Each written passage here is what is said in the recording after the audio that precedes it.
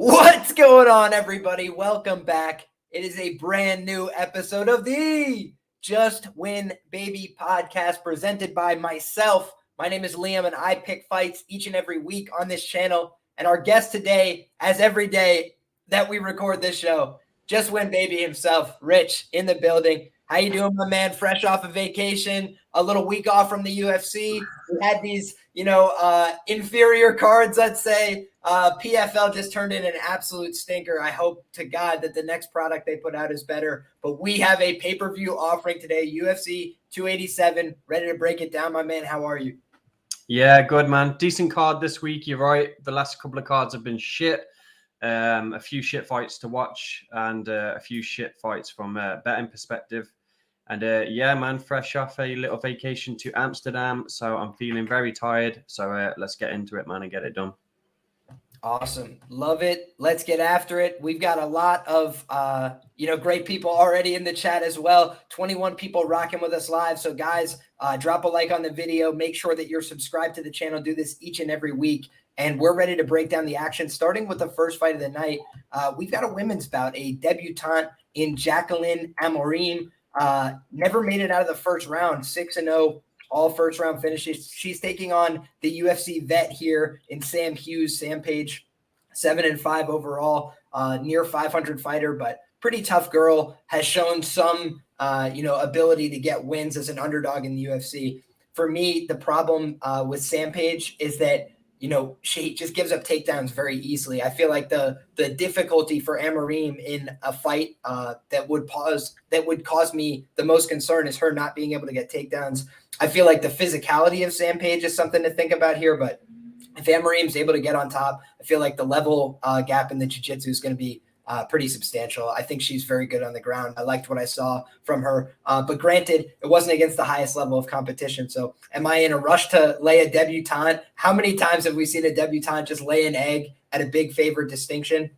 So I'm not in a rush to lay the chalk, but I think Amorim is the side here. I think she's going to get the win. And I think that the sub prop and the early round sub props are probably what's going to end up cashing here. What do you think, Rich? Yeah, I think she's going to be very popular. This Brazilian girl, she's got decent jiu-jitsu from what I've seen. I don't know. I guess I'm scared from the curtain jerker from last week. Look what happened with Julia Miller. She couldn't get it to the ground and use that jiu-jitsu. I'm thinking, are we going to get the same again here? Sam Hughes does have her problems, but, she's tenacious. She's got good cardio. Her takedown defense isn't bad. She knows what to expect from Jaqueline in this one. She knows she's going to go for the takedown. She hasn't got much stand-up, so she's going to be prepared for it. I don't know. I'm going to be wary of it, man, and I'm going to stay off it. I doubt you'd get a very good line on the submission anyway. I'm going to guess what. It was like plus 333, I think, to win in round one by sub. But the sub prop itself was in the plus 1XX range. Absolutely unplayable. I think it's probably going to happen, but yeah, I don't think it's a great value bet because if she's not getting the position, then it's not going to look like value at all. I do think the one thing I liked about Amorim from the tape, and again, it's very limited, right? It's not a lot of footage to look at, but I did watch what was available.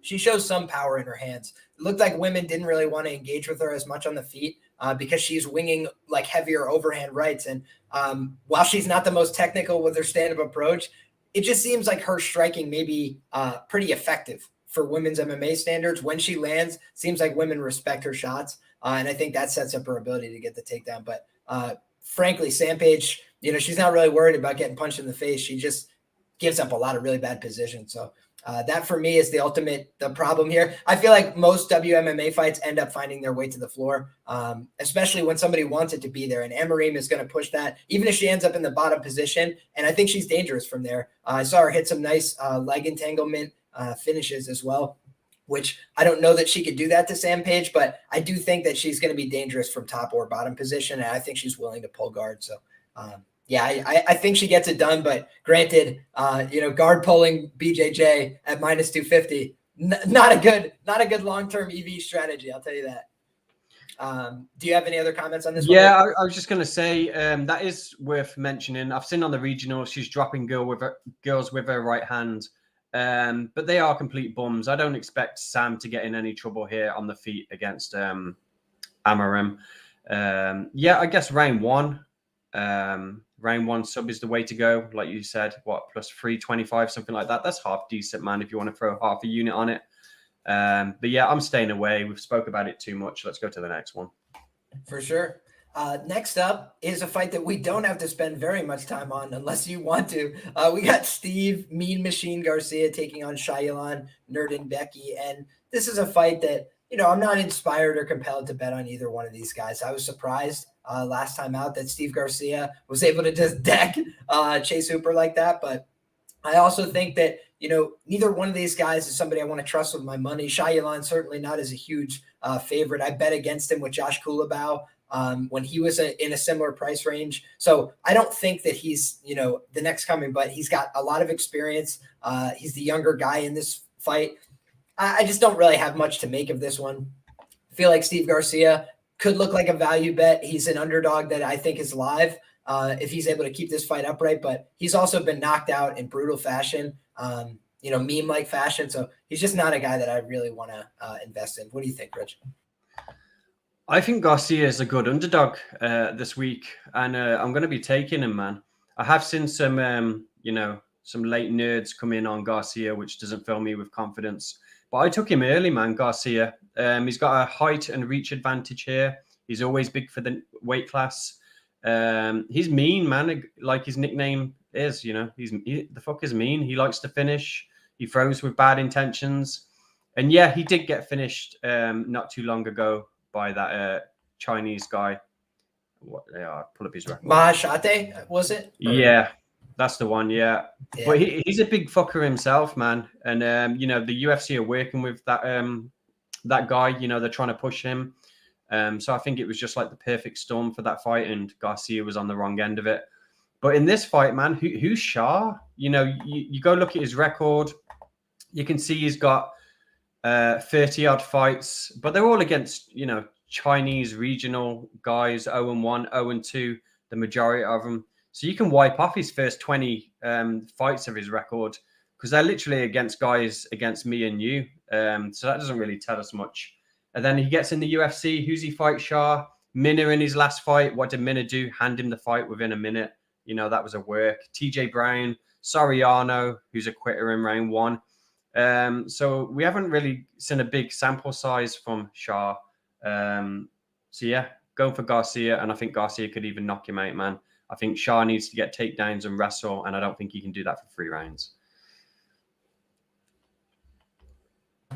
Having some trouble switching tabs there. Sorry about that. But what I was going to just add on this fight is looking at Shayilan's matchmaking, though. It does seem like the UFC has been very intentional about trying to give this guy very winnable fights, fights that are within his reach, right? The Derek Minner fight, if you can survive for 5 minutes, you could beat Derek Minner, right? We've seen that historically throughout his career. TJ Brown, one of the lowest fight IQs in the division. It's improving. Shout out to TJ Brown. He's made some improvements, but just not a guy that you could really trust to make good decisions in the octagon. Sean Soriano can't buy a win in the UFC, right? So they basically have put this guy in a bunch of really winnable situations. And Steve Garcia, I don't think they expected him to just go out there and completely ice Hooper, right? I think that he's not a guy that they're looking to have a future with, but it's a winnable fight for both guys. And in that kind of fight, you get an underdog price on somebody like Steve Garcia, and he's got the size advantage, like you mentioned. It's just hard to not play the underdog or pass on the fight. So for me, I totally agree with you. I'm not compelled to play Steve Garcia either because I do have these flashbacks to him just getting into wild exchanges with his chin up in the air. That's why he got flat in there. And it was a really ugly knockout loss. So we can move on from this one, but I think neither fighter is a huge prize, but a guy who's been more tested against better fighters on the regional scene and in the UFC, I think Steve Garcia is the side. Next up, we will move to a fight in the 160-pound catchweight division. Trey Ogden here making his second weight cut consecutively because he was supposed to fight against somebody that you were very bullish on, and then he gets rebooked, reshuffled here into a fight against Ignacio Bahamondes, and Bahamondes has exploded out to a big favorite in this spot. Do I have some hesitations about Bahamondes? Yeah, just based on his early grappling footage that you see from him, it was just complete audits, right? Preston Parsons takes him down, easily passes his guard, finishes him. There was a couple really concerning looks, but I think he's gotten a lot more muscular. I think he looks a lot better in his takedown defense and his balance. The other thing I would mention is just Bahamondes tends to wear a lot of damage in these fights. Even in the fights that he wins, he's getting his face busted up. He's wearing a lot of cuts. So a couple of things that I really don't like to see from a guy who's now like a minus 300 favorite. But I also think that with his size, with his length, with the fact that he's not coming off 2 consecutive weight cuts, I think that he's probably primed to get a knockout win in this fight, or potentially a submission if he's able to club and sub. Trey Ogden shoots his way into guillotines when he's hurt and under pressure. We've seen that multiple times against Thomas Gifford regionally. So I think that Trey Ogden's a guy who's made some improvements in the UFC, but he's also pretty low output. He's a guy that you can't really bank on to go out there and show a high fight IQ every time. Zellhuber kind of laid an egg last time. I bet small on Zellhuber by sub because he was a debutant at a huge favorite price. And so I was like, man, I'll try and catch this guy here. And I was like, wow, thank God I dodged a bullet not laying a big amount on him, because I was very confident Zellhuber was going to win the fight, but I didn't want to lay the chalks. I tried to get cute and find a way to, bet a big favorite at the plus money.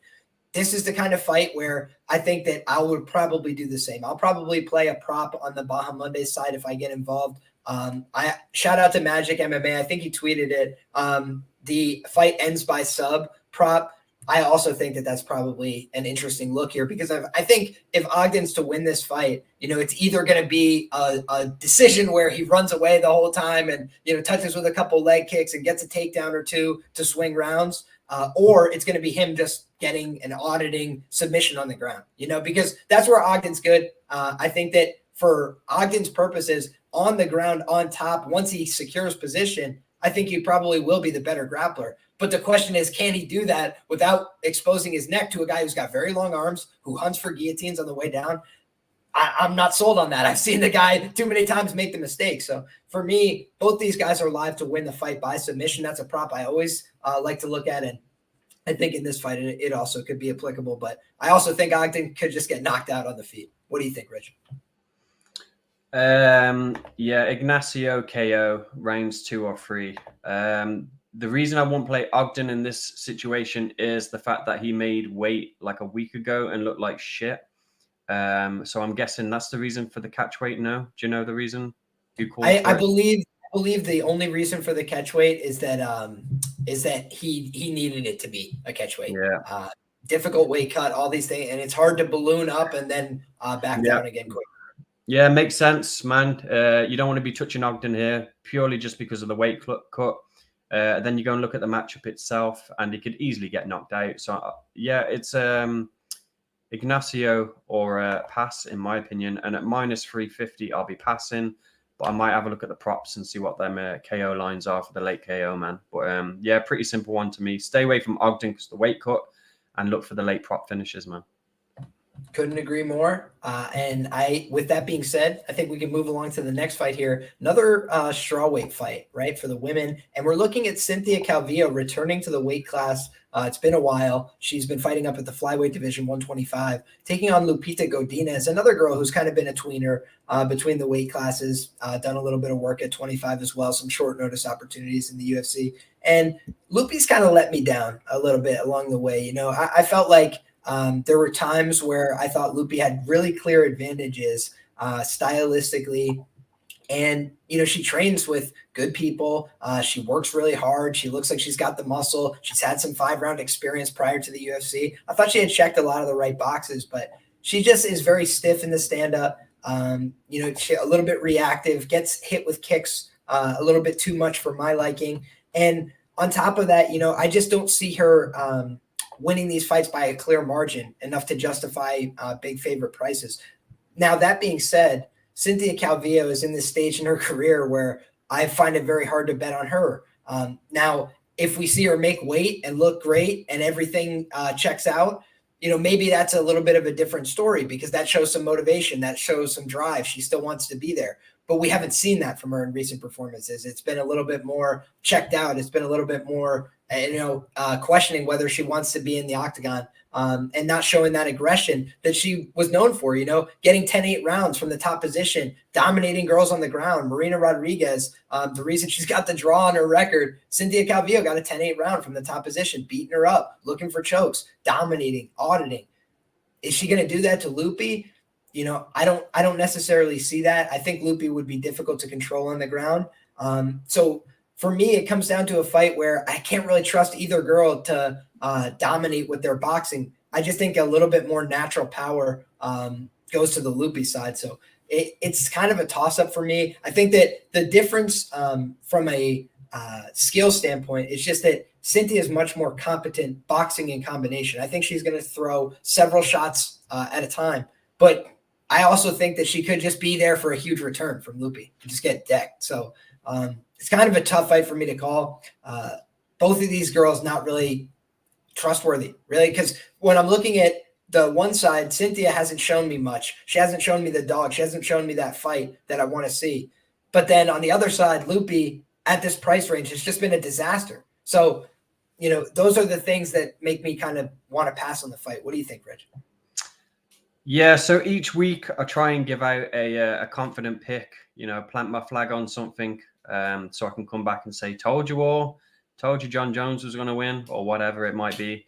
So yeah, Cynthia Calvillo versus submission. That's my bet this week, and that's the one I'm high on. So yeah, Cynthia Calvillo, she's going to win because, like I was telling someone in the DMs, Loopy is shit as fuck.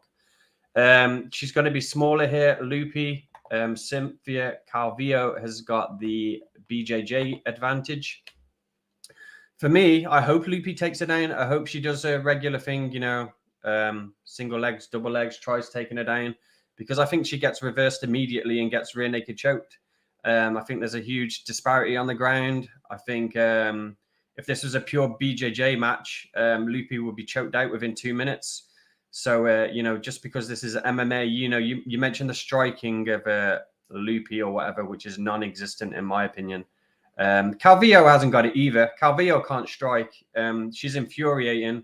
I bet on her a couple of times now as an underdog, so I might get burnt again. I bet on her against Andrade, and she come out trying to be, Floyd Mayweather or whatever, throwing these jabs at the body. She wouldn't engage in the grappling, which really fucked me off.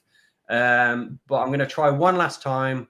I'm going to plant my flag on Calvillo, and I think she gets a submission round 1, round 2. It makes it look easy, man. Well, I can't hate on it, man. The thing is, Loopy has let me down across the board in terms of the improvements, in terms of what I expect to see from her fight over fight. And when you're dealt Angela Hill is getting better, right? She's looking stronger physically. She's shown some improvements in the ground game. But then you also look and she takes herself down, which I told people this and they don't believe me. Against Ashley Yoder, she takes herself down.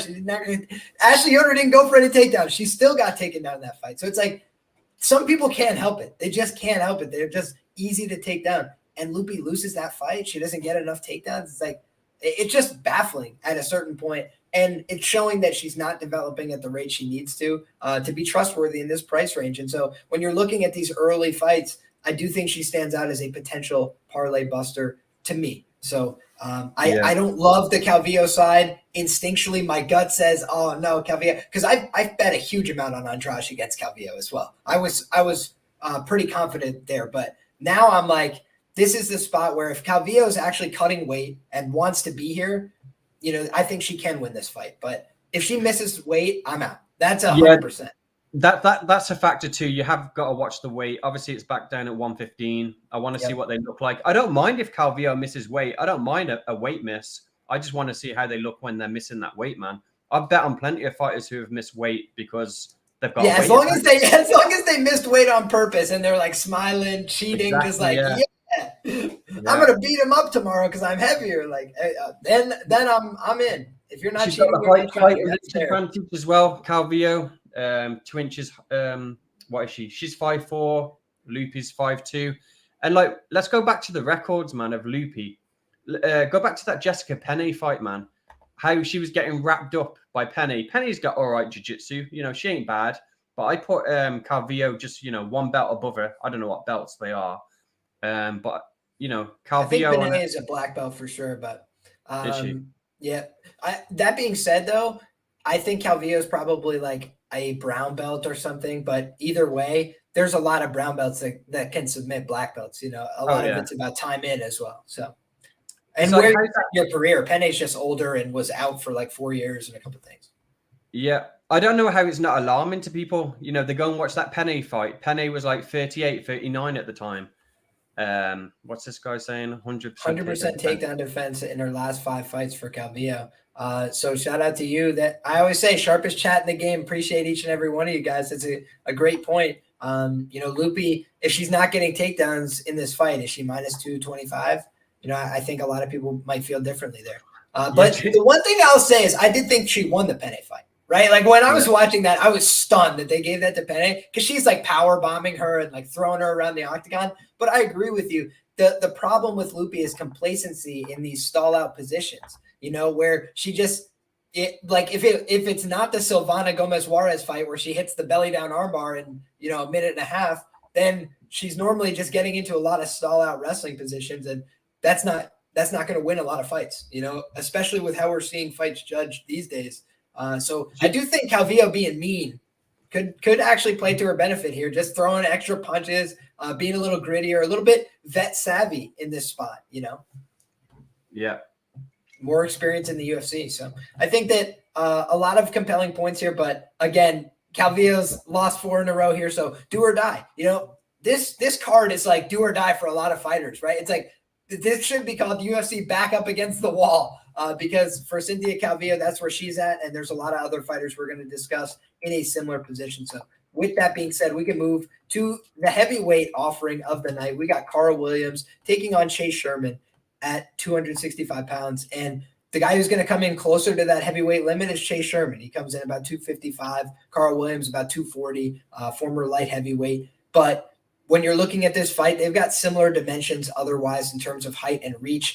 The thing that really stands out on paper about this matchup is Karl Williams making a quick turnaround. 4 weeks ago, he was in the octagon, and now he's right back in there, and he's a massive favorite. You know, you could say activity level is good. The matchup is obviously favorable for Karl Williams, right? Because he gets takedowns. Chase Sherman looks like a fish on the ground, right? When he gets taken down by Jake Collier, he instantly gives his back and gets submitted against a guy who is a former 185er. But Collier is a big mass. You know, he's very much rounded out into a heavyweight, whereas Karl Williams looks like he could cut back to 205 today. So this is an interesting one for me. The other thing is Karl looked like he was starting to gas against Bresky at a couple points in that fight, and now he's making the quick turn. He's a very hard worker. He got right back in the room, but wasn't able to find the finish there. He had a lot of opportunities, I felt like. And so if I'm a Karl Williams supporter, he needs to finish this fight, right? Like if you're fighting Chase Sherman and you're a takedown guy at heavyweight and you can't get the finish, you got to just pick something new or go to light heavyweight, because Chase Sherman on the ground has been a liability. But I feel like in this spot, Chase Sherman actually could be a live underdog, because if this fight is to stay on the feet, I don't think that, you know, Karl Williams is anything to write home about yet. I think he's still a developing fighter. He's still very young in his career. And so he's been thrust into the UFC quickly off the Jimmy Lawson win. And that was great because Jimmy Lawson is a purple belt under Tom DeBlas. You know, he's a Penn State wrestler. He's got a lot of credentials to his name. But outside of that, you know, what makes Karl Williams minus 500 in this fight? You know, it's an open question a little bit. So I do think when you look at the fact that Romanov has been fraud checked now twice, and he was minus, you know, 2,000 against Chase Sherman, that tells you something too, which is Chase Sherman really is not a UFC level fighter by and large. But in these fringe top, you know, 25, top 30 heavyweight fights, Chase Sherman, you know, he can win some of those fights. He's shown that in the UFC so far. He's finished some of these guys. So, you know, I think it's a tricky fight to call. And I certainly won't be laying no minus 500 at heavyweight, you know, for a guy who's making this quick turnaround. What do you think, Rich?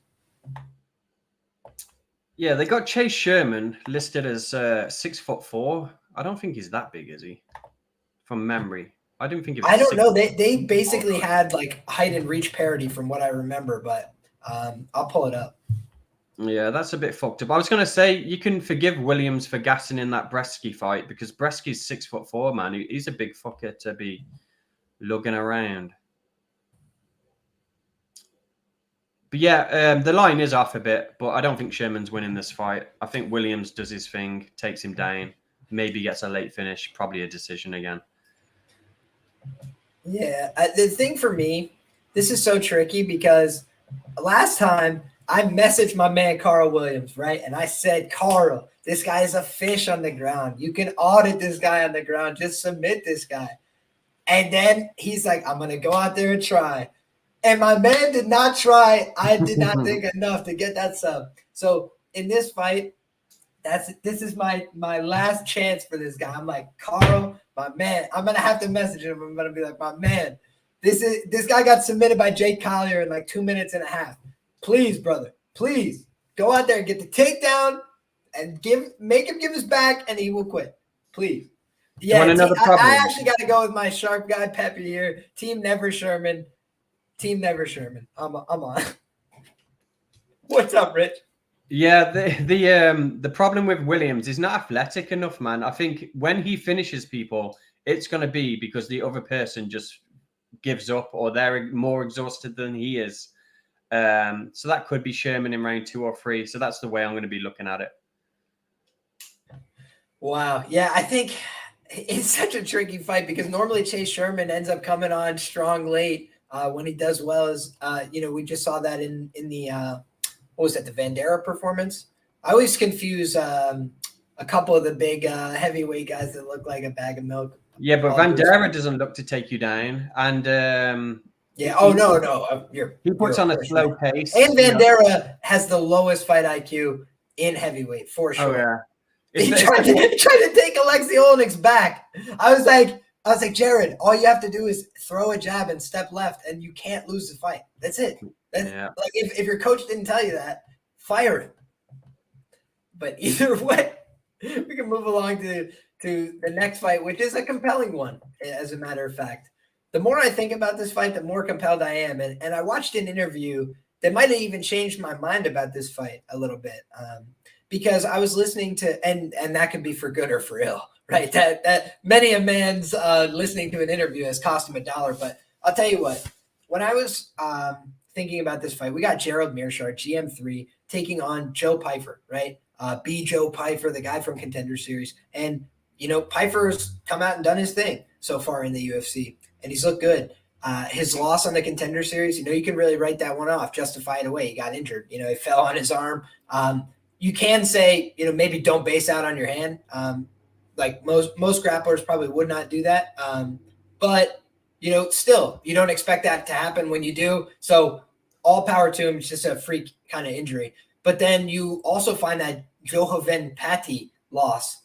And then you think about that and you say, how different are you, X amount, like 2, 3, 4 years later, especially with the big injury as well in this time frame, that, you're going to come out here and fight GM3, a very experienced guy, especially at the UFC level.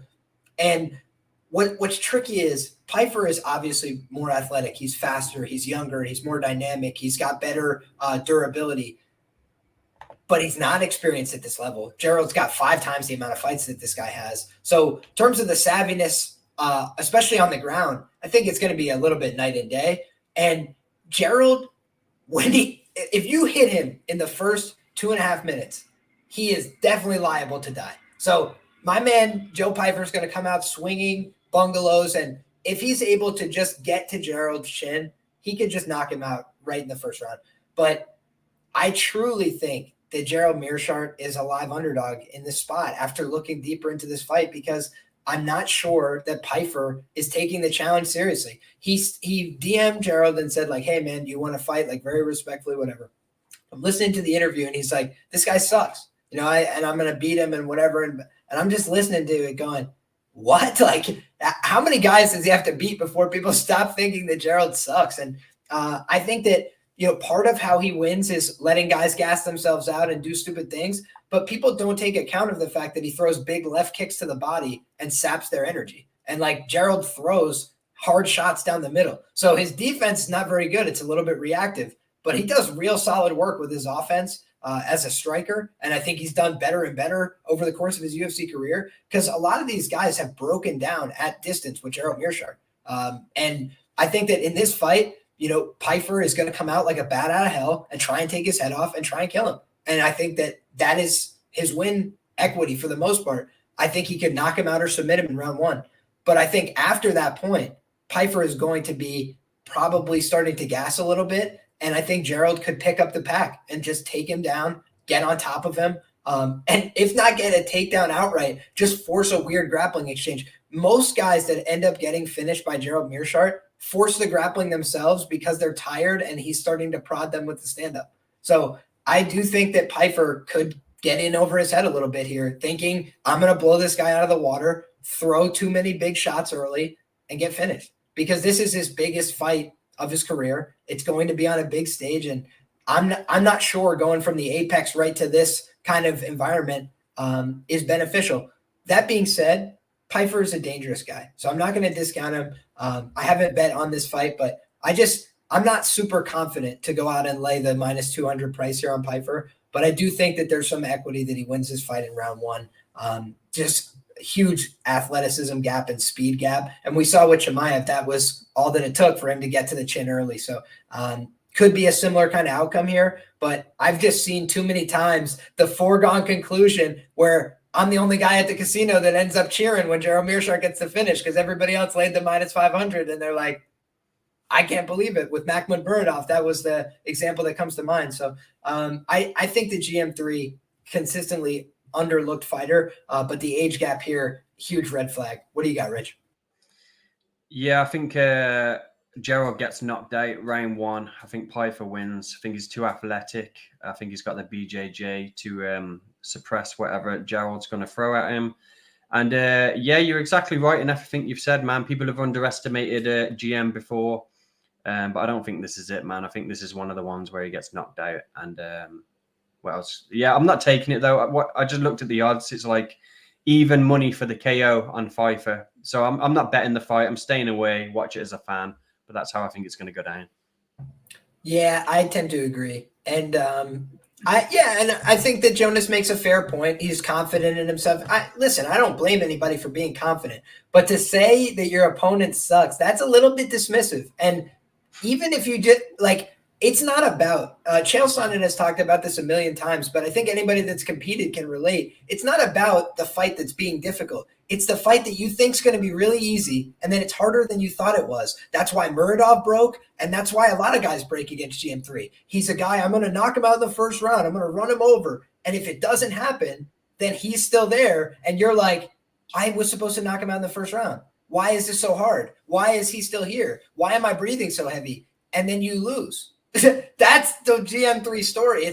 There's nothing else about it except being patient and being a willing participant in an ass whooping on either side. GM3 is coming out to swing and get in your face and do crazy shit. He has no concern for his own safety, and that has cost him many times. But it's the reason he wins all these fights too. So maybe I just wouldn't sleep on it. Yeah, maybe it's just talk or a soundbite from an interview. To say like, he's shit, I'm going to run through him. Because I do it all the time, man. Like on here, I say, yeah, he's shit, this person's going to win. I don't mean they're actually shit. I just mean they're the shitter of the two people who I'm, breaking down. You know what I mean? Yeah. Oh, and the thing is, I actually like Pyfer on a personal level. He's got a compelling personal story, easy guy to root for, easy guy to get behind. So both these guys, similar social media following, and Joe Pyfer is much younger, just got to the UFC. I know some people don't like me to bring up those facts, but I'm just bringing them up for you to do whatever you will with that. But basically, if you got two guys and one of them's 9 years younger and he's only had 12 fights, do you think the guy with 50 fights is going to have 50 more fights? No. But the guy with 12 fights will have 12 more. So just do the math there. The UFC obviously wants Pyfer to win. They feed Gerald to a lot of guys that they want to get a win.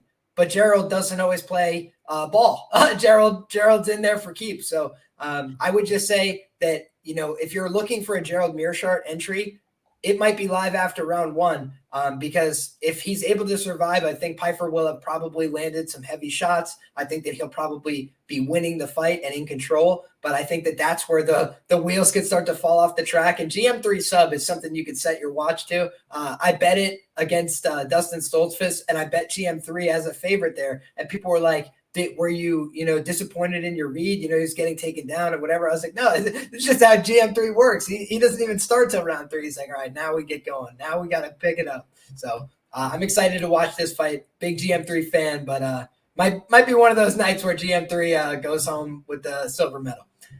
Next up, we've got Michelle Waterson-Gomez, Karate Hottie, as some of you may know her, taking on Luana Pinheiro. And Pinheiro, that one was real bad on the rewatch. I think that people give Aljamain a little bit too much grief because head injuries are pretty hard to gauge.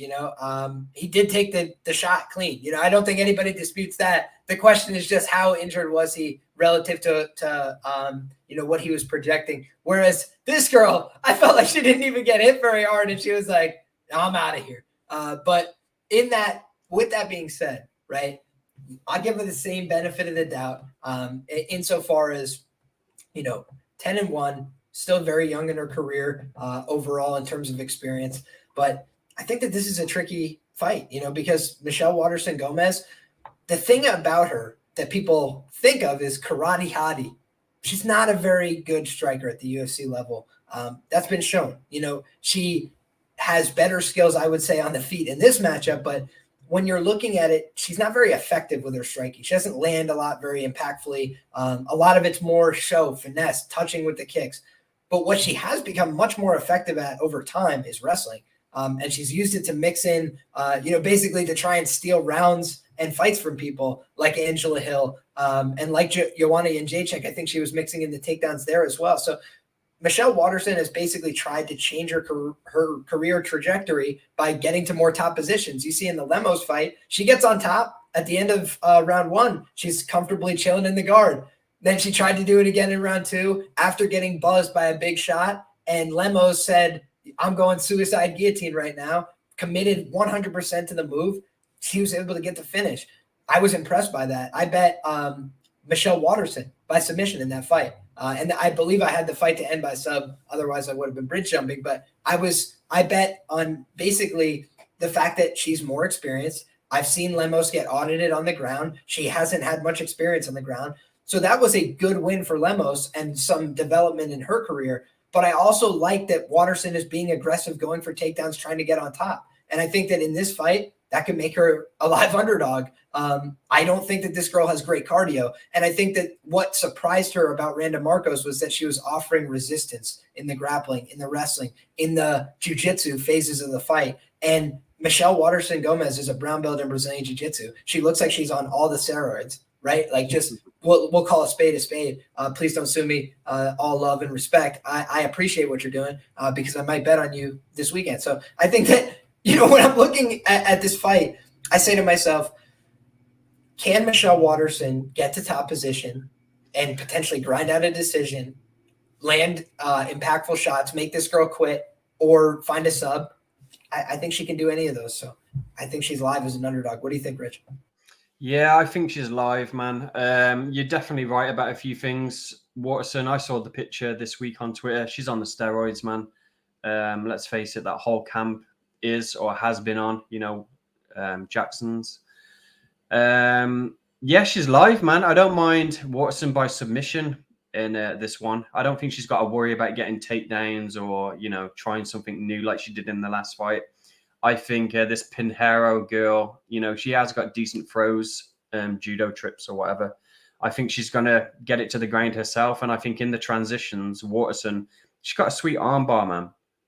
I think she could definitely hit that on Pinheiro. And, you talk about giving people benefit of the doubt. Aljamain and this bitch right here, they're both actors. I've seen enough films. I don't need to give people benefit of the doubt. I know what I'm looking at. And they both fake that shit. I bet on Randa Marcos in that fight. So I was a bit gutted. I thought, the tide was turning. This Pinheiro girl, she is a front runner. She does well when she can bully people. But I don't know about putting it together for 3 rounds. I know she's got a decision win over Sam Hughes, but that doesn't really say a lot. Yeah, how can you not take Waterson in this position, I suppose? Yeah, good underdog. Another fighter in a make or break position, right, in their Mm-hmm. career. At her age, given all that she's given to the game, this is basically a fight she needs to win to keep going, to keep marching towards title contention. That's what she says she's in it for. And she has basically been like a fringe contender, probably like 5 to 10 for all of her UFC run. And she's trying to make that breakout performance. And she's realizing, I'm not going to do that by being a striker. I'm going to do that by being a wrestler on the juice like everybody else. How many champions have been a wrestler on the juice? I mean, a good amount of them. So with respect, she's looking around at the meta and she's saying, I'm going to do that. And God bless her for it. She's got to let the dog out in this fight, though. Otherwise, she will get decisions by Pinheiro because she will get them judo trips. She will get top time. So Watson's got to be a dog in there, man. Scramble in the transitions and fight for your fucking job, man, and win us some money. I was going to say, she's got to fight like her career's on the line, and good thing her career's on the line, so I think she will. Next up, Kelvin Gastelum taking on Chris Curtis. Fascinating fight here. Got a line flipper, right? Yeah. I think this opened up with Chris Curtis here as the favorite. Now we've got Kelvin Gastelum sitting about a -155, so huge change in the win percentages, right? So something to take into account. Now if you're looking at the Gastelum side, probably not getting the best of it. A lot of people have already absorbed a lot of the equity in the market. That being said, it depends on how you cap the fight. So you got 2 guys here, both primarily boxers on the feet. So that creates a compelling matchup in and of itself. On top of that, you've got Kelvin Gastelum, who, hasn't been able to buy a win recently, right? He's really needed to get back on track and has had a hard time getting in the octagon, staying healthy. Just a couple bad news bears incidents, right? Like just teeth go through his face and all this stuff. It's just been unfortunate mishaps for KG. So needs to get back on track, needs to find his footing. And they gave him a guy who is ranked, who's a little bit longer in the tooth, who's got a lot of fights, who's been, maybe newer to UFC audiences, but he's had a lot of time in the game. He's the older fighter here, despite the fact that Kelvin Gastelum's a known quantity in the UFC, right? Everybody knows KG. He's been around for a long time, so they assume he's older, but he's the younger guy here. The things that scare me about KG is the damage he's been absorbing over the course of these 5-round fights. Adesanya put an absolute horrific beating on him in the latter portions of that fight, where it probably should have been stopped. And, I think that was Mark Not So Goodard, just letting a beating go far too long there. And, this is the kind of fight where KG back against the wall, probably going to come out wrestling, right? What does he know? He's a young man that grew up wrestling. I think he's going to come out trying to take this guy down. Chris Curtis proved very difficult to take down for Adolfo Vieira. That surprised me. I thought Adolfo Vieira was going to get this man to the ground. Speaking of people that may or may not be on supplements, and God bless him for it as well, Adolfo Vieira, my man, just looks absolutely like a science experiment. And he was not able to get this guy, Chris Curtis, to the ground, which is a little bit alarming for me.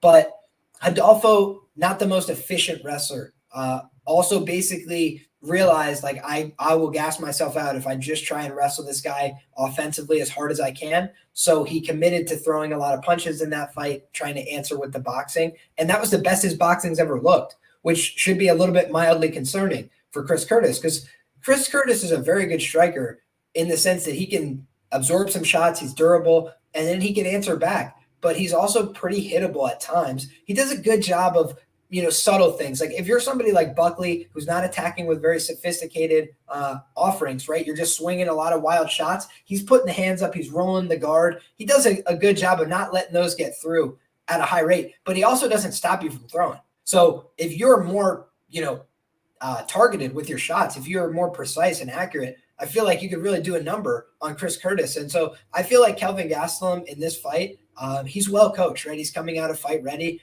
I think they're going to have a good game plan for him, which is going to involve a lot of short hooks.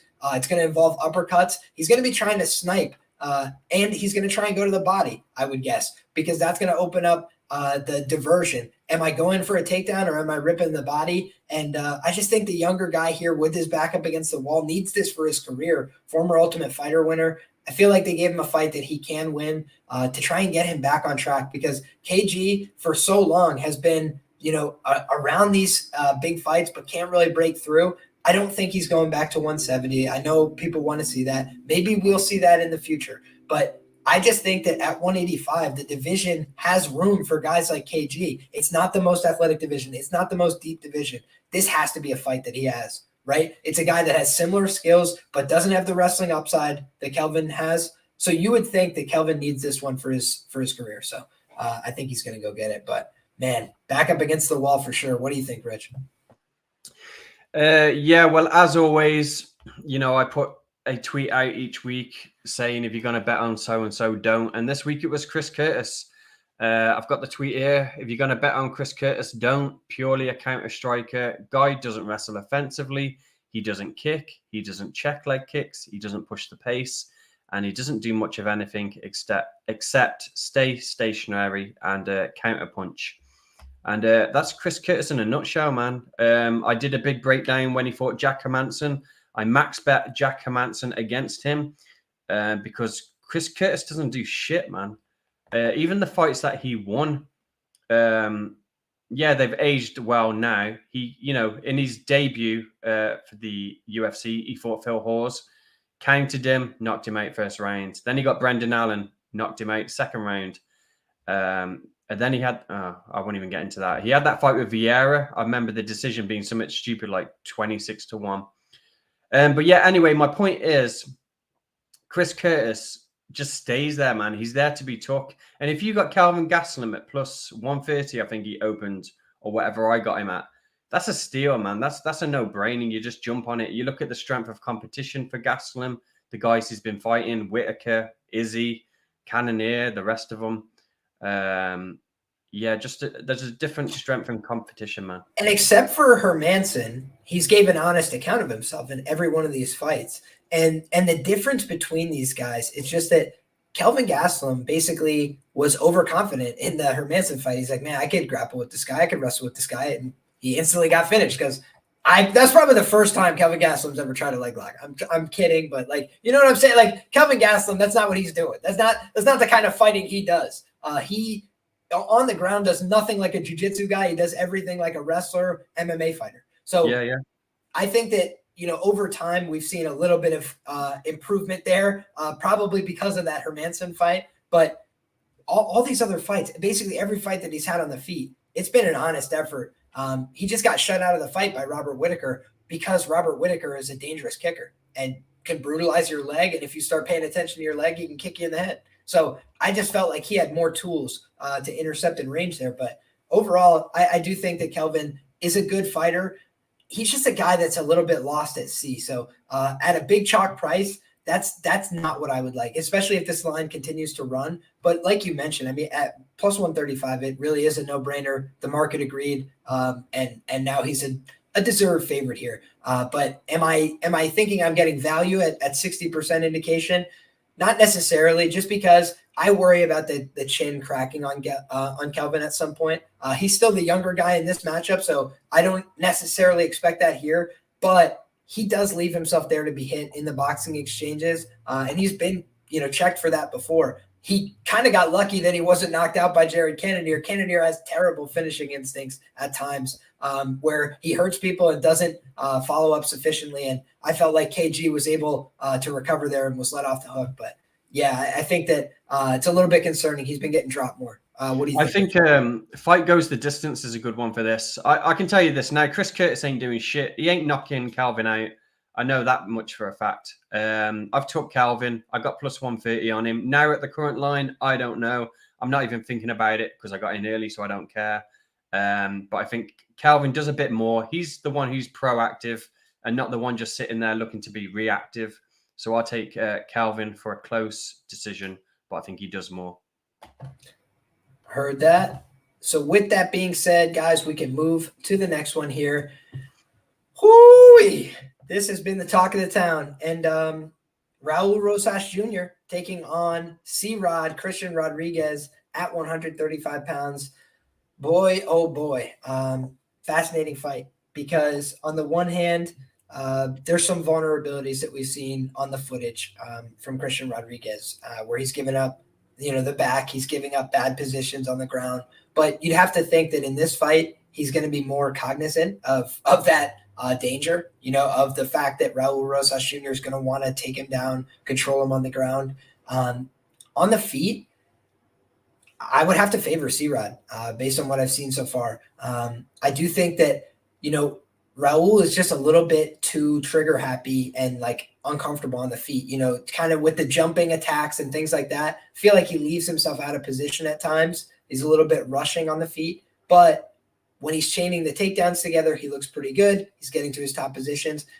I just feel like he's been given very particular opponents, especially through the UFC, on this little slow rise. And he's so young, right? He's got plenty of time to develop as a UFC fighter. He's 18 years of age. I believe John Jones was 23 when he became the youngest UFC champion. So the guy's got 5 years, right, to try and pass that mark if that's the goal, if that's what he's going for. And right now, this is a fight where I do think he may be tested. I think that he should be able to get takedowns in this fight, but I don't think it's going to come easy. And I do think he's going to face some resistance here. So my gut instinct was that this fight was going to go to decision, and it's probably going to be close. I don't think that Raul Rosas Jr. is a quitter. I don't think he's going to be an easy mark for any of these guys either. I think he can compete with good grapplers, but I also think that he could get out positioned. He could give up a dumb position. He could do something like an 18-year-old and make a mistake, right? So there's a couple things about this fight that give me pause on the Raul Rosas Jr. side. Here's the other thing, right? This opened about a minus 250, and it's now sitting about a minus 225.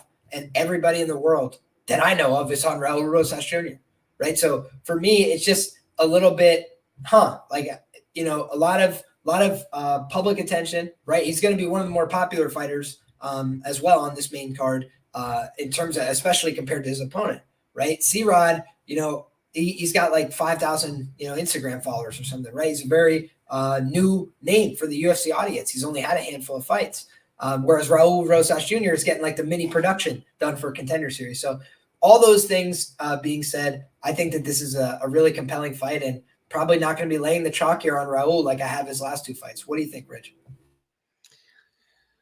I think, in short, that this kid's going to win by, like Jonas said in the chat, he's going to win by TKO, ground and pound. I don't think he's going to get his submission, or it's going to go to decision. I think C-Rod's easy to take down. He hasn't got good takedown defense, and I don't think C-Rod has got the slick transitions to catch a submission on Rosas.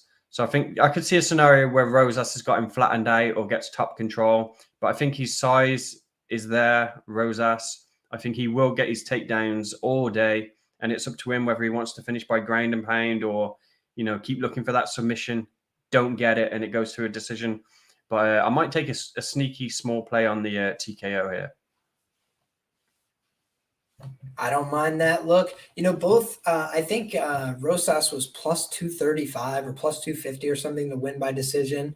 I thought that was somewhat interesting, or the fight to go to decision. The over, I think, could be interesting as well. I think it could take some time. I just don't think of C-Rod as a guy who's going to quit easily. JSP, he'll make it a miserable fight for you, right? He'll put a lot of pressure on you. He'll stay in your face. He'll try and put a lot of weight on you as well. It was up a weight class for him. It was on short notice. Those are a lot of reasons to quit, right? It's like 3-4 good reasons to quit, and he didn't quit when he had the chance. So I think that there's a possibility Raul just gets on top, gets to his positions, and like you said, finds that TKO. But I just don't see C-Rod as a guy who's going to go out there and just give up an easy sub. Jay Perrin, I felt like was defeated before the fight.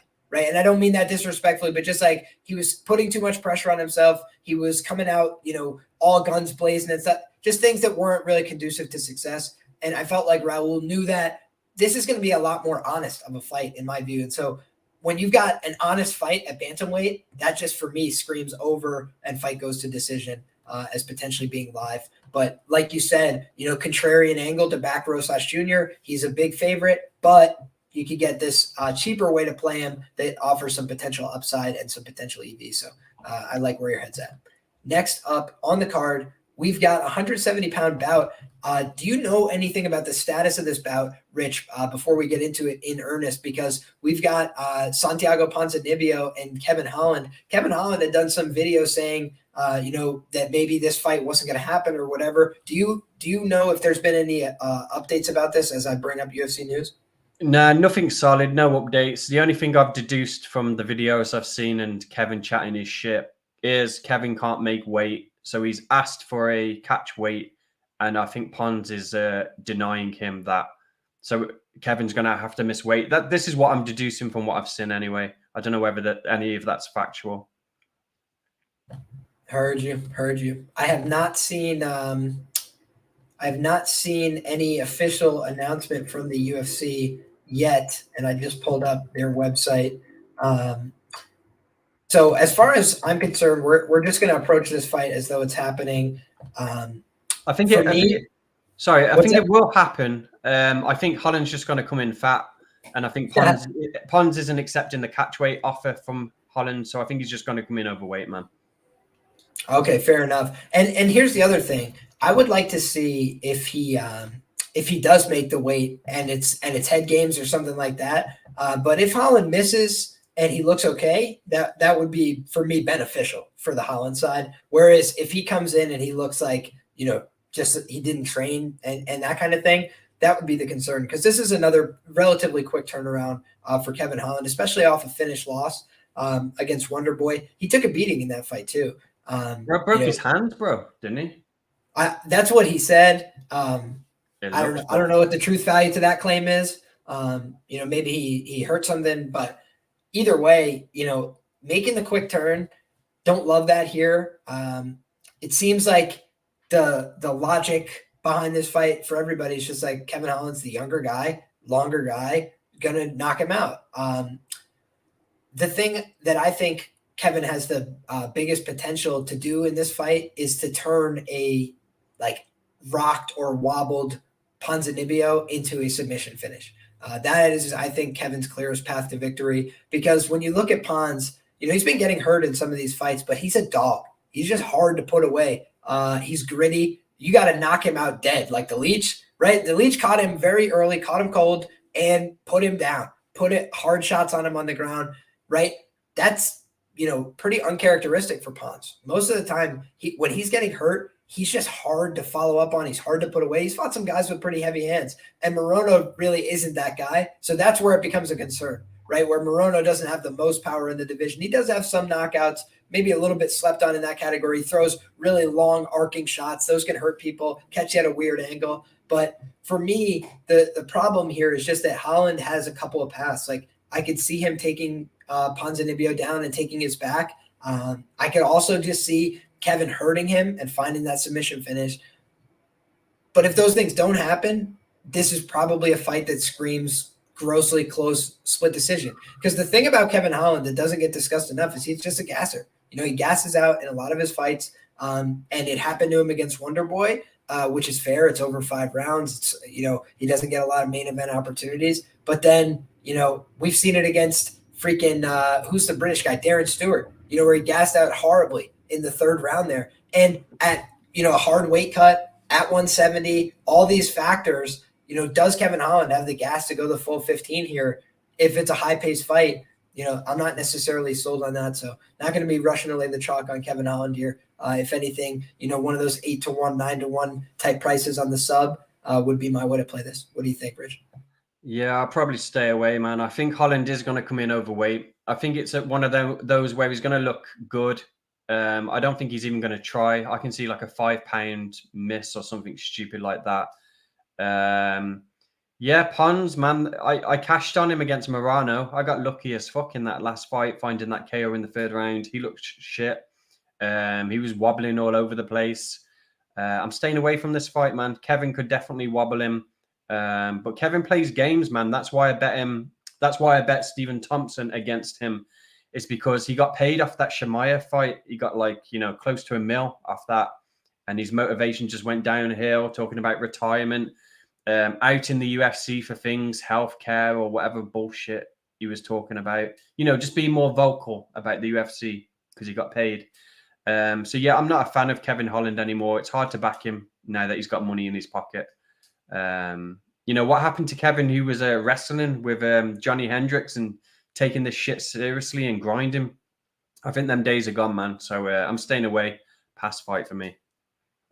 I feel you. It's a case of like talent and then effort, right? Because who do I think is more of a dog? Obviously Pons. But who do I think is just a fresher, younger guy with all the attributes to win the fight? Kevin Holland. So, difficult to lay the chalk when that's the case. But I just think he's going to end up finding the finish here. It just seems like they set the table for him. But again, like you mentioned, money can change a man. So we've seen a lot of guys from the PFL, they get that $1 million, show up looking a little softer next year. Maybe didn't take it as serious in the offseason. And something to definitely be worried about, because Kevin, at the best of times, has been distracted and done dumb things. And frankly, he should have had a submission loss potentially to Kyle Dawkins on his record as well. So this guy could be staring down the barrel of a real, rough run in the UFC. So hard to back him at chalk. Next up, Rob Font taking on Adrian Yanez. Man, this is the most compelling fight for me to break down, to think about stylistically on the card, besides for the main event, because I think both these guys have a really interesting story. You got Rob Font, the pizza delivery driver, and he comes out and he's actually good at fighting now. In like every phase of fighting, the guy can box. His wrestling has gotten better. He took down Jose Aldo. He's looked competent in the wrestling against Ricky Simone. Took him down, I think, too. Like, the guy is just very solid across the board. His jiu-jitsu is not bad. He's not getting audited where guys are just taking him down, passing his guard, taking the back, finishing him. That doesn't really happen to him either. The one time he got submitted in the UFC, he was hurt badly on the feet. He shot a desperation takedown into one of the best guillotines in the history of the division, Pedro Munoz, and he got put to sleep there. So for me, or actually he tapped really quick. But either way, I think that Rob Font is a good fighter in all facets. But again, talking about freshness is a real factor, in my opinion. And I don't think he's as fresh a fighter anymore. I think he's been through a lot of really hard fights, and he took so much damage in those fights. His face looked horrible. And I think a lot of corners might have stopped that, might have pulled him out of there. But because it was really big opportunities, really big fights, he stayed in there. He took a bad beating. He stuck it out to the end. He's a tough bastard. But now the UFC doesn't say, thank you for doing those really hard jobs for us. Here's an easy fight. I feel like they've given him another difficult fight. Now, that being said, it is a clear step up in competition for Yanez. The best fighter that he's fought so far in the UFC is Davy Grant, and Davy Grant is like a fringe top 20 guy. But Davy Grant gives an honest fight to almost everybody, and I rewatched the fight. I thought Yanez won the fight pretty clearly, 2-1. And people, I don't think, have talked enough about the Saul Solis narrative, which is Saul Solis was his coach. He was his mentor. He ran the gym, and he passed away. He's a pioneer of Texas MMA. He was his coach and mentor for years. And Yanez was basically taking over running the gym at the time that these fights were going on. At the time of the Randy Costa fight, at the time of these fights, he just lost his head coach. And then you see in the aftermath of the fights, he's breaking down, crying in his hands, and these kind of things. I think he's gotten more adjusted. I think he has better processes in place now. And I think that this is going to be a fight that he definitely can win. But I don't think it's a fight where he should be a 65% favorite either, because Rob Font just does too much over the course of 15 minutes to make Adrian Yanez a comfortable favorite. What do I mean by that? I mean that if he does not get knocked out or get submitted, which I think is a very clear possibility here, especially late, because I do think Rob is going to absorb shots hard on the return. I think Yanez has better durability. So for me, I think that both guys are going to land really hard shots while this fight's on the feet. I actually think that Yanez is a little bit slept on the ground. I know that Rob Font is a black belt. I know that he's very talented. The same is said of Adrian Yanez. He's a black belt in Brazilian Jiu-Jitsu under Saul Solis. I don't think that he is a guy who's going to get completely audited. When you saw Tony Kelly and a few other guys shoot on him in the UFC, he threatened with guillotines, and they ended up relinquishing their hold on the leg, right? So he did a couple of the things right that you'd want to see, and we've seen Font submitted with a guillotine before when he's hurt on the feet. So that's something that's a little bit of a, it's baked into the cake for how I'm viewing this matchup. But I think it's a fascinating fight. I think both guys have a path to victory. I understand why people are taking the shot on Font, but my gut just says that Adrian Yanez is going to finish him in round 2 or 3. But my man Rich says Yanez sucks. Let's hear it, brother. Yeah, I was surprised to hear you say he was a black belt or a brown belt, Yanez. Doesn't seem like it from what I see. But yeah, I'm not going to speak on it too much because I got some bets coming up on this one. Let's just say I'm not betting on Yanez, man. I like the font side, and if you want to know why, go sign up to my Patreon and get the bets, man. But yeah, I got some big bets on this bout. Love it.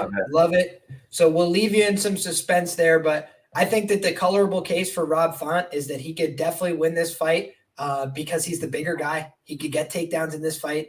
That's for me the ultimate deciding factor as well. From a money line side, Rob Font is the side. And I did a lot of research on this fight. Both of these guys, super, compelling for the UFC. Rob Font is older than the average age in the division. That scares me. But he's got a great jab. He was knocked down 5 times in his last 2 fights. That's what everybody keeps talking about. And he didn't get finished, right? He went 10 rounds in those fights. So he's a dog, and he's going to have to be killed in order to be finished, right? You're not just going to make him quit. So I think that Rob Font is a very live underdog. But I also just feel Adrian Yanez, age is a big factor. Context is a big factor. And, in his 5 UFC fights, I believe he's recorded 6 knockdowns, 4 and none against. So those were primarily stand-up fights, all of them, against lower-level fighters, though, granted. So I think that this is, yes. If you was fighting Yanez and, you had the film that we've got and his record, what would you do? What would your game plan be? If I was fighting Yanez, I would take him down. Yeah. And I would try and pass his guard. But I also think that there are guys that are going to try and take him on the feet, and I think Font is one of them. I think Font is going to try and throw down with him on the feet primarily.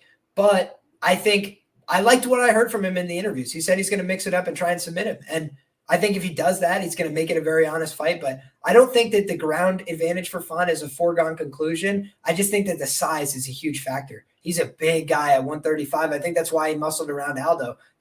Aldo went from being like a guy who was a normal size 45er. The sport's changed, man. Now Rob Font is like way bigger than him, and he's a 35er. So I think that was fascinating stuff. And I do think that this is a make or break fight for Rob Font, right? Guy who broke into the top 10 the hard way, fought everybody, fought killers all the way up.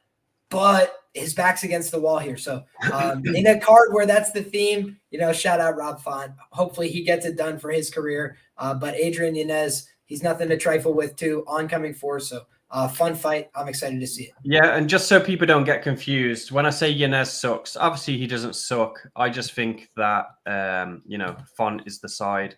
So that's my quick way of saying, Font's the side. Yeah, we'll leave it at that. Let's go to the next one.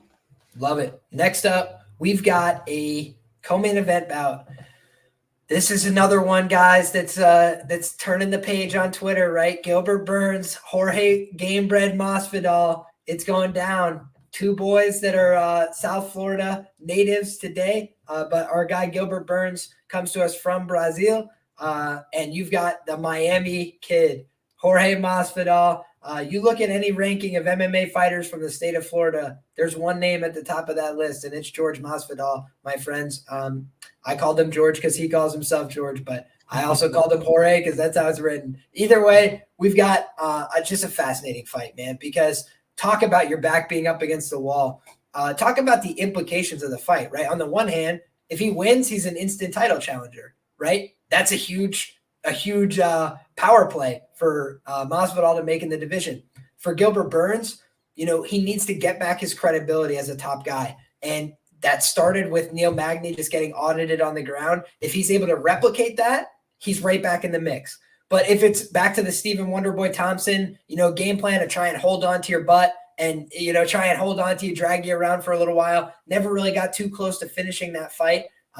That for me would not be enough to vault Gilbert back into title contention. Then they're going to be like, yeah, let's see if Khamzat's due for a rematch. Let's see, they'll try and just start hey, Shavkat, what are you doing next weekend? I feel that we'll still extend Gilbert out and not give him that fight. So this is a really tricky one for me, man. Where I think that, Masvidal, the retirement talk, dude, it's like a poison pill where you like feel disgusted when you hear it from any fighter.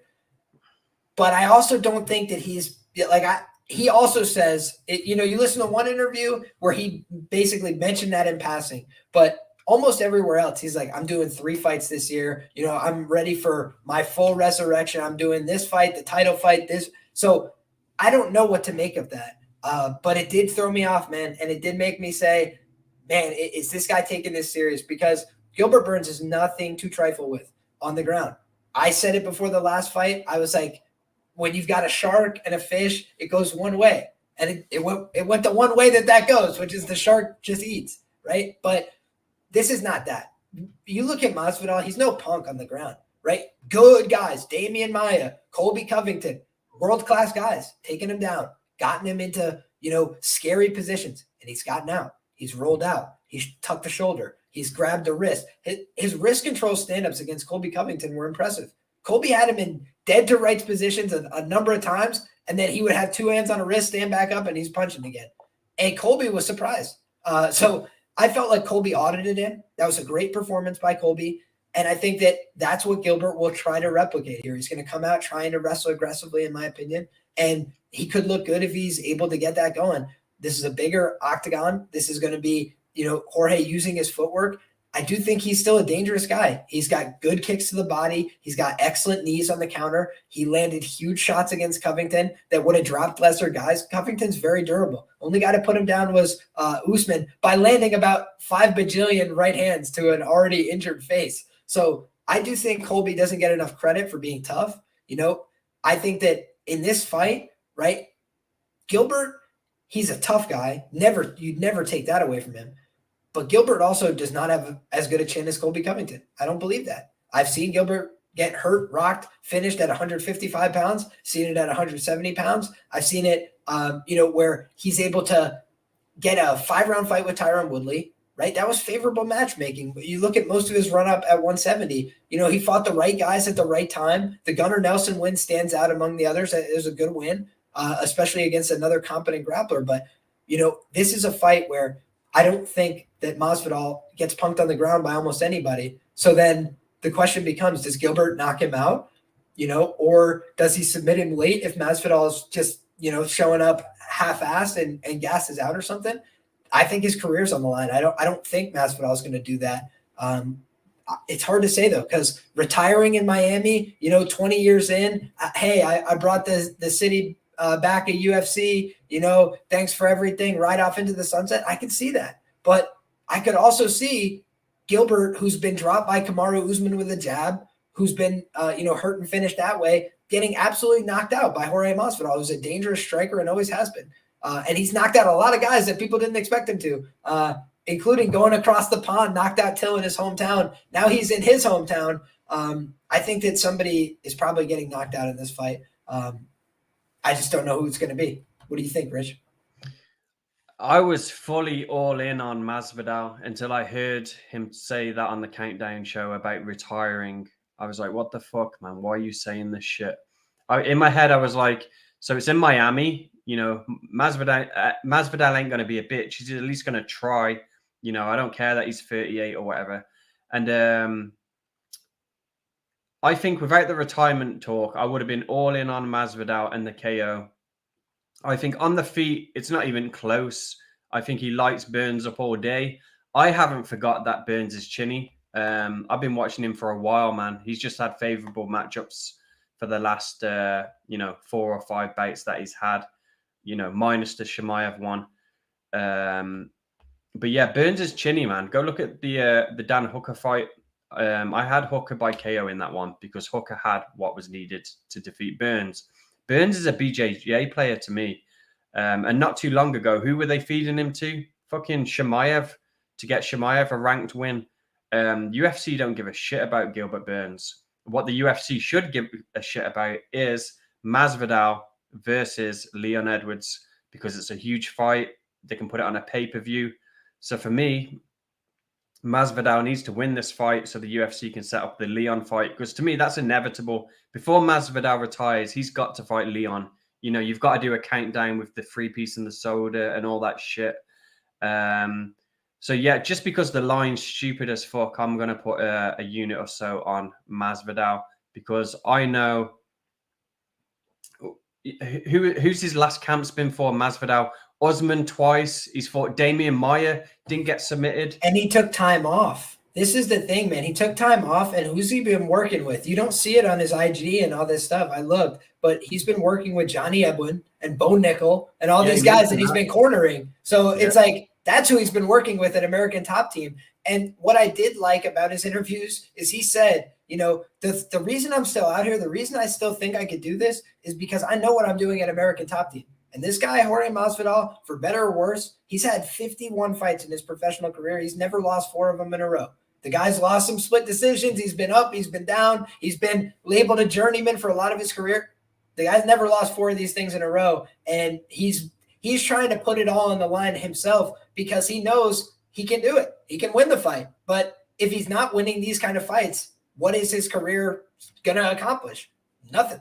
You know, 4 fights lost in a row at the top of contention is really hard to keep justifying running you out in the main and the co-main, right? Then it starts the slow march down the card. But for Masvidal, that's not possible. Why? He's got 3 million followers on Instagram. He's one of the biggest stars in the UFC. He's on the cover of the freaking video game. So this is a huge fight for Masvidal, and I can't bet a minus 450 against those factors. That being said, I understand why people like Gilbert by sub, but I'm just encouraging you guys, make sure you go back and watch the Colby Covington fight in these fights where I thought that for sure Covington was going to submit him at various points. He had great positions. He had a neck crank. He had the position locked up. Masvidal knew at every point what needed to happen next to not get finished and then to try and get back to a better position. He got out of the mount. He got out of all these positions. Wrestlers are good at those. And the only reason that Masvidal didn't get on top in some of these transitions is because Colby is a American-style wrestler that knows exactly what's coming next. So when he went for the switch, when he went for these things that would have caught a lot of other guys off guard, Colby was ready. His transitions are too fast. I think when you got 2 guys that are both 36 and 38, you know, I think it's going to be similar speed, but you know, Gilbert, he is a shark on the ground. I'm not going to say it's not possible for him to get the sub, especially if Masvidal doesn't want to be there. But outside of that, I just think Masvidal, you know, I don't expect him to turn in a Punk performance in Miami. I just don't. He got knocked out by Usman brutally in Jacksonville, Florida, and the crowd was going absolutely ballistic for him in that fight, by the way. He was giving it to Usman at the end of the first round. He landed a couple hard shots. So it's like he wasn't even completely out of that fight, but he got rocked with a couple big hard shots, and then he eventually got finished in that second fight with Usman. He took a lot of clean right hands to the chin. I think in this fight, that's the danger on the feet with Gilbert Burns is he swings absolute insane bungalows. And I do think that Masvidal's chin is starting to go after a very lengthy career, but I also think he's a much sharper striker. So with that being said, value on the dog, haven't bet it yet. But if we see 4-1, that's an absolute fire for me. Yeah, and I'll go out on a limb as well and say Burns can't finish Masvidal. He ain't subbing shit. If Burns wins, it'd be by decision. Just, you know, grapple fucking, hugging him, trying to take him down. That's my gut as well. He ain't finishing shit. Burns is a bum, man. He is. Like, he's a jiu-jitsu player. In the Chimaev fight, he should have killed Chimaev. And he was there getting fucking dropped by fucking jabs, man. Yeah, I also think people might not be aware that this line opened up at like minus 600, minus 500 plus for Gilbert. It's been going the other way. So take that for whatever it's worth. Next up, guys, we've got the main event of the evening to break down. But I've got to say this first, guys. If you're not already, make sure you get subscribed to the channel. Breaking down these UFC fights from top to bottom each and every week for you, in addition to a lot of other great content. Now, in addition, make sure that you drop a like on this video if you've enjoyed it so far.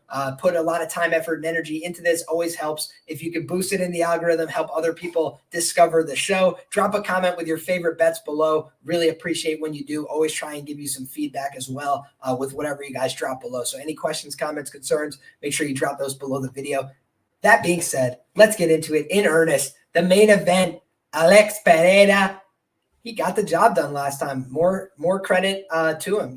I thought that it was a really compelling matchup on paper, but I thought that the intangibles for Adesanya, the youth advantage, the fact that he had more experience in MMA by a significant degree, the fact that he had more octagon experience, all these things, championship experience, 5 rounds at the UFC level, all these factors, I thought that was going to play to his benefit. And overall, he did a very good job of, using his length, of responding when he faced some adversity, because Pereira was landing some good shots. Pereira did a great job of dealing with the low kicks. And I think if you had to mention a common denominator between, what has worked against Israel Adesanya in MMA, it's negating low kicks. That's what Jan Blachowicz did. That's what Alex Pereira did. And they both were able to find the victory that nobody else was able to find, right? Even the fights that went sideways for, Izzy, like the Yoel fight where he's not really landing everything he wants at distance, what did he resort to? Leg kicks, leg kicks, leg kicks. It's always what he does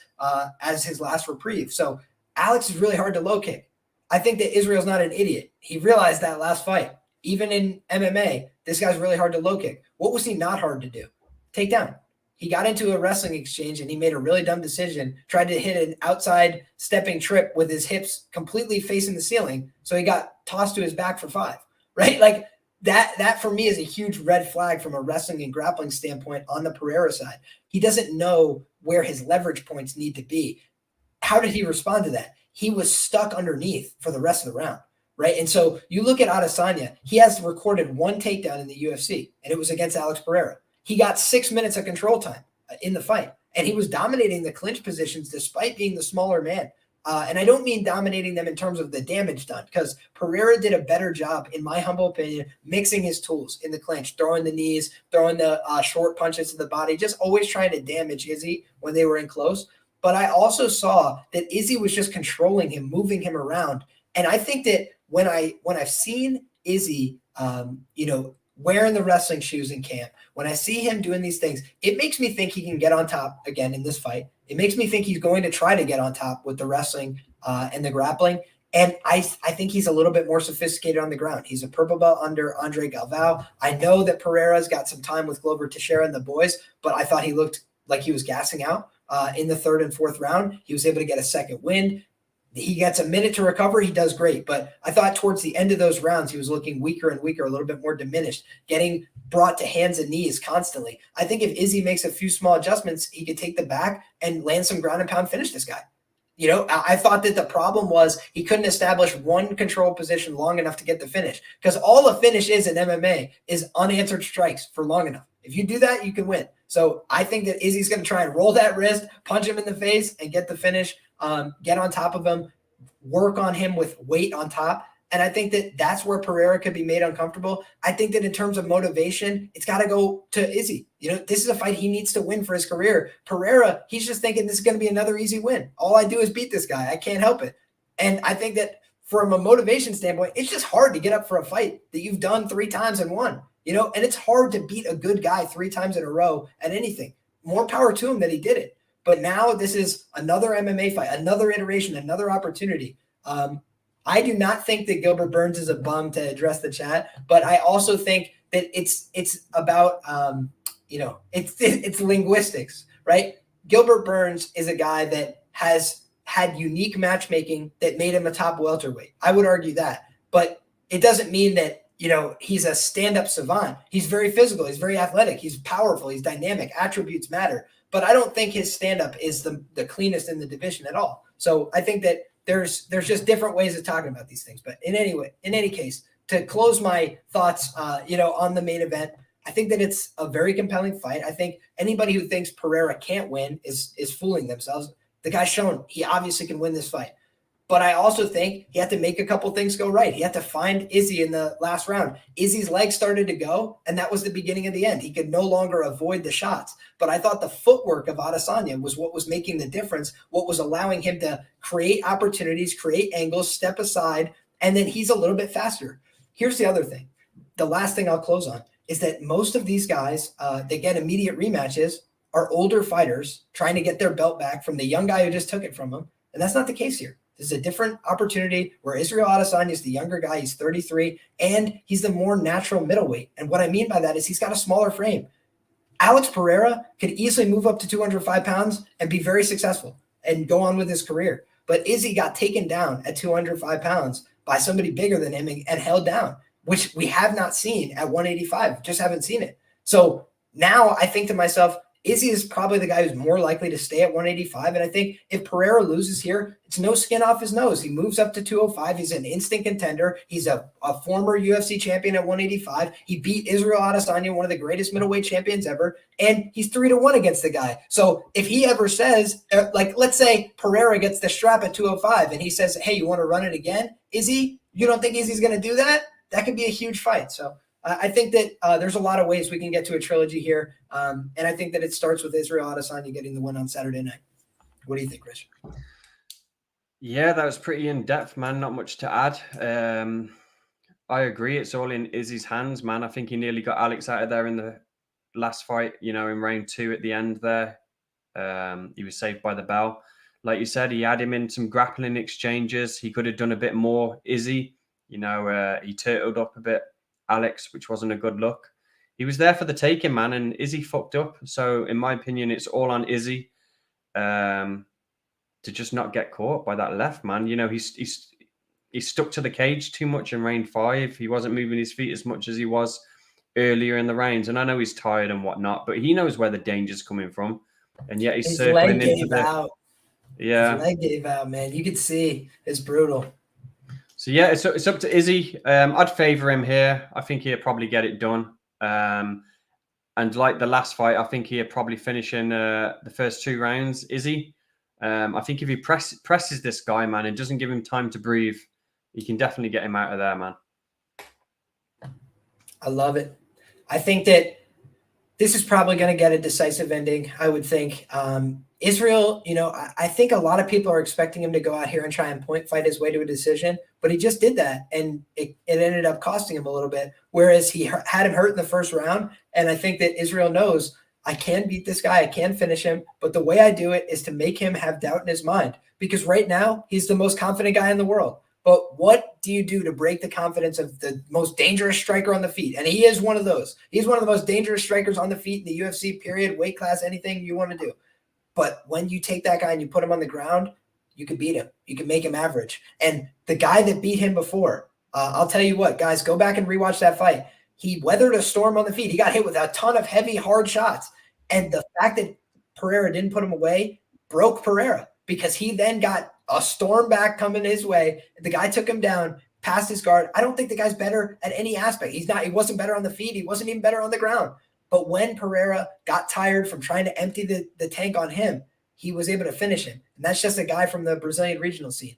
Pereira's made huge leaps and bounds improvements since then, but he's 35, and he's not going to change his style completely. On the feet, he's one of the most dangerous and diverse strikers that we've ever seen in the UFC.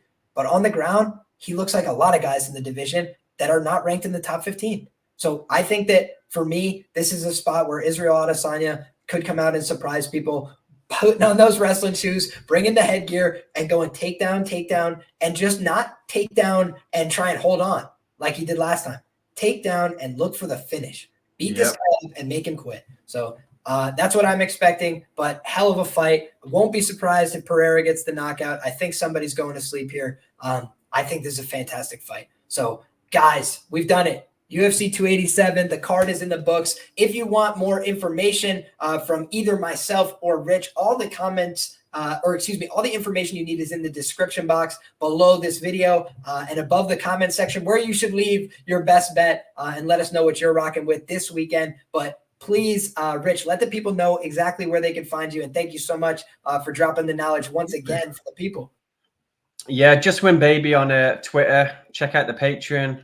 There's a link in the bio. And this week, guys, don't leave me loads of comments saying Burns isn't a bum. What you talking about? If I say he's a bum, he's a bum. So that's that.